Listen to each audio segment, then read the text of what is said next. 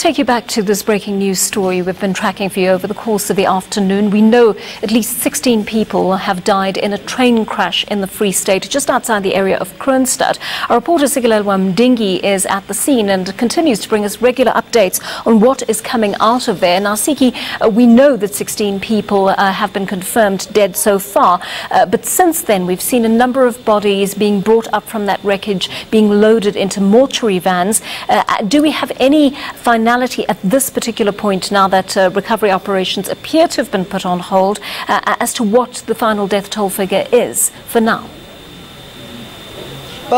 Well, Joanne, for those numbers, I am joined again by the acting CEO of Prasa Rail, Utatum Tutuzeli Swat, so that he can actually take us and our viewers into exactly what are the details at this point in time at around 5:30 or nearly 6 o'clock actually on this Thursday. Just exactly what is the picture as it stands. Dr. Swat, the last time I spoke to you, the number was 14, the number was 16, and we saw some bodies being taken out. What is the official number at this point in time? Look, the current number, as I was saying earlier on, is that the situation kept changing because of the retrieval and the removal of the wreckage from the scene, right? So we have now, the tally as it stands now is standing at 18 fatalities. And it is so sad because in the history of Prasa and in the history of Shosholoza Mail, we have an impeccable safety record. And this incident, this careless act by this driver has now come to destroy the record that we have.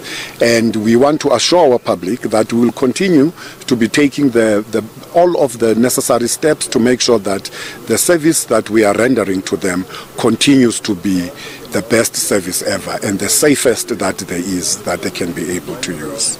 As we've been observing over the last few hours as the process of clearing the train has been happening, we saw that some of the bodies were actually in bundles. Can you explain the nature of, it looked like they were charred bodies, but can you explain exactly the nature of how the people died?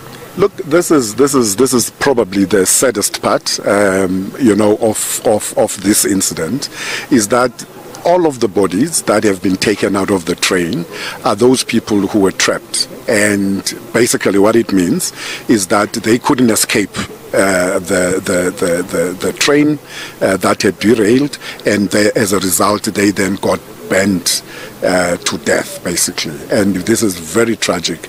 Hence, as Prasa, we would never forget this incident, and we are going to do all in our power to make sure that justice is done for our commuters. And as it stands now, is the retrieval process done? We saw some of those of the pathology vans, they left the scene. Is the process of trying to retrieve bodies, is that done? And if it is done, what happens next? Look, the process is, because we don't do the retrieval.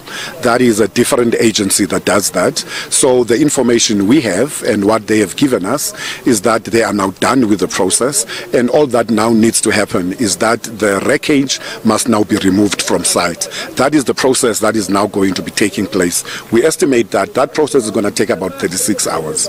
So the next 36 hours are going to be critical in making sure that the line is returned to its normality and that passengers can, the train services within this line can then be able to resume in earnest. Just my last question, Dr. Swat, it's getting dark. Will you be able to work overnight?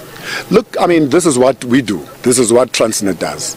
You know, we work, they've got equipment, lighting equipment that will make it possible for them to work overnight. So the trucks are on their way as we speak, and they're going to be working around the clock to make sure that the service is restored as quickly as possible. Dr. Swat, thank you so much for your time. As we've heard, Joanne, that is the latest update. Confirmed 18 dead, and unfortunately 18 people who burnt to death in the train behind me. And of course, the cleanup process now, as you've heard for yourself, you asked me that question earlier, what happens as it gets dark? They will work overnight, they have all the equipment, and of course chasing that target of 36 hours to ensure that the line behind me returns to normal and passengers from different parts of the country can get on with their trips to different parts of the country. Back to you, Joanne.